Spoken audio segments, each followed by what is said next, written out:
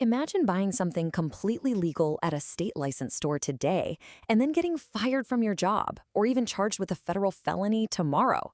It's a completely insane paradox, but it's exactly the reality we are living in right now. The biggest headlines are shouting that the federal government is finally lowering restrictions after 50 years, but behind closed doors, a massive legal trap is snapping shut, one that could instantly turn thriving businesses into federal felons. Let's break down what is actually happening to American drug policy beneath all the hype. The federal government just executed a historic shift by moving medical cannabis from Schedule 1 to Schedule 3. But do not let the headlines fool you. This is absolutely not nationwide legalization. In fact, at the exact same time, state laws are fracturing into absolute chaos. We're seeing aggressive rollbacks on voter rights, severe criminal crackdowns, and a hidden loophole that built a $28 billion industry is about to be completely erased. The federal rescheduling illusion. It sounds great on paper, right? The core of all this confusion really comes down to the Department of Justice's final order. By removing state-licensed medical products from the ultra-restrictive category shared with things like heroin, everyone assumed this means complete nationwide legalization. Actually, no, that is a massive misconception. And the reality on the ground is incredibly dangerous for current operators. Because the trap is in the fine print. Schedule 3 status is strictly limited to FDA-approved and state-licensed medical products.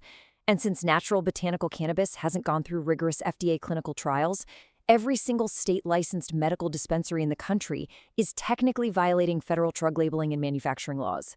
Even worse, moving to Schedule 3 requires DEA registration. Operating without it? Still a major federal felony. Oh, and the recreational market? Completely excluded. Adult use remains entirely illegal under federal law.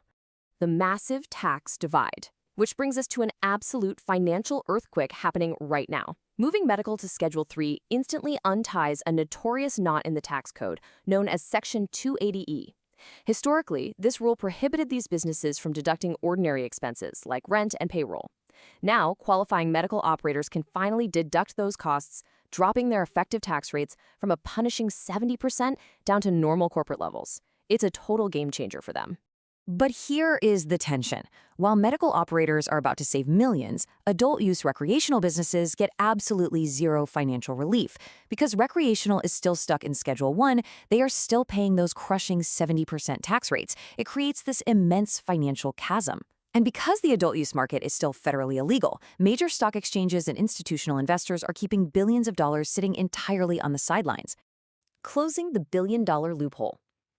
Now, while those highly regulated state markets are struggling to survive, a massive parallel market has been quietly booming.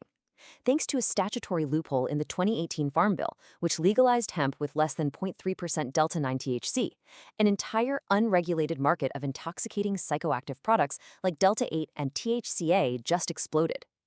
These are sold entirely legally in gas stations and online, even in states where marijuana is strictly banned. That single loophole birthed an industry valued at an astonishing $28 billion. But that entire market is currently standing on the edge of a cliff.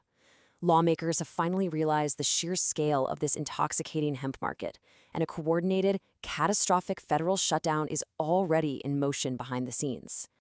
The collapse is quite literally already scheduled. A new federal funding law, Public Law 11937, takes effect in November 2026. It completely redefines hemp by enforcing a strict total THC calculation with an incredibly low ceiling of just 0.4 milligrams per finished container. It outright bans synthetic isomerization. This is forcing an immediate chaotic scramble. States like Ohio are enacting categorical bans, while New Jersey is forcing massive retail liquidations just to funnel what's left back into their heavily taxed legal systems.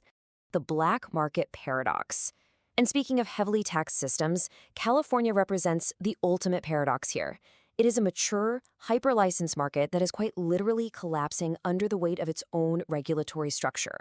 High state and local taxes, layered with unbelievably complex municipal licensing, have driven retail prices so high that consumers are heavily price-sensitive. As a result, the illicit black market continues to completely dwarf the legal one. To put that in perspective, the state's multi-agency task force seized and destroyed over $1.2 billion in illicit products. That is a staggering 18-fold increase. Yet local law enforcement admits they are barely making a dent. Illegal operations continue to devastate rural areas with unauthorized water diversion and chemical runoff. Meanwhile, legal tracked sales have plummeted over 7% year over year, squeezing compliant dispensary profit margins to the absolute limit. State levels civil rights whiplash. Now, while California struggles with the economics, other states are battling over basic civil rights and legislative authority. We are seeing severe whiplash between what voters actually demand and what lawmakers will allow them to have. And a perfect example of this intense contradiction recently played out in Ohio.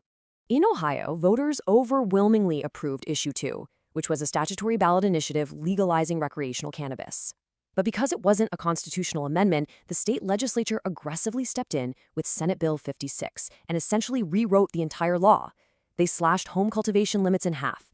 They redirected promised tax revenue away from social equity programs, sending it straight to law enforcement and county jail construction. And most shockingly, they stripped away all discrimination protections for consumers in housing and employment, meaning you can now face severe life consequences for doing exactly what the voters explicitly legalized. Seeing this exact vulnerability, prohibitionist states are moving to permanently lock out grassroots reform through structural constitutional blockades. Take Idaho, for example. They are advancing a constitutional amendment, HJR 4, for the 2026 ballot. If approved, it would permanently strip Idaho citizens of their constitutional right to ever initiate future ballot measures to legalize cannabis. This guarantees the state legislature retains absolute permanent control over drug policy. The hidden human toll. But step away from the political and economic battlegrounds for a second, because there is an intense, unresolved conflict concerning human health. Right now, a fierce battle is raging between commercial lobbyists who are fighting against THC potency caps and public health scientists who are sounding the alarm on some severe, rapidly rising medical dangers. This abstract legal debate translates to a visceral, shocking public health reality. We're looking at a 406% surge in emergency room visits for cannabinoid hyperemesis syndrome among young adults. You see, unlike the natural flower of past decades, today's retail market is dominated by highly concentrated vapes and dabs that frequently exceed 35 to 80% THC. Addiction specialists are pointing to this extreme potency as the direct cause for sudden spikes in acute psychosis and severe cognitive risks. The medical reality is incredibly severe. Emergency room clinicians have actually adopted the term scromiting to describe the violent combination of screaming and cyclic vomiting exhibited by patients in extreme distress from these high-potency products. This physical reality is exactly why public health experts are aggressively pushing for mandatory warning labels and progressive pricing that taxes higher potency products more. Of course, the commercial lobby fiercely opposes this, arguing that caps just drive consumers back to dangerous, untested black market concentrates. And this hidden toll extends straight into the workplace.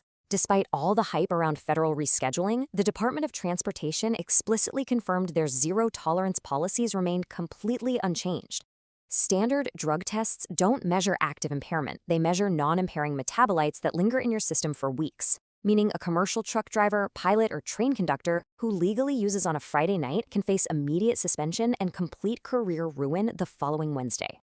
This trap also snares everyday travelers. You might think flying between two fully legal states is perfectly safe, but airports fall under federal jurisdiction. This creates an insane airport screening gamble. If your checked bag is randomly scanned by federal agents at a caution hub, connecting flight, say somewhere in Texas, you aren't there to present a medical card.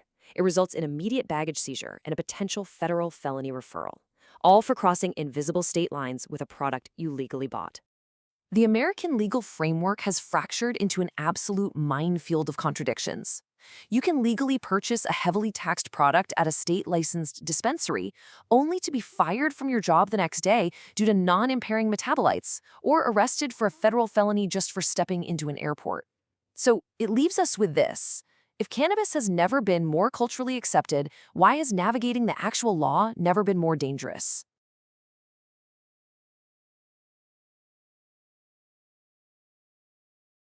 An investment in knowledge pays the best interest, so why not invest in this channel? Click like and subscribe for more.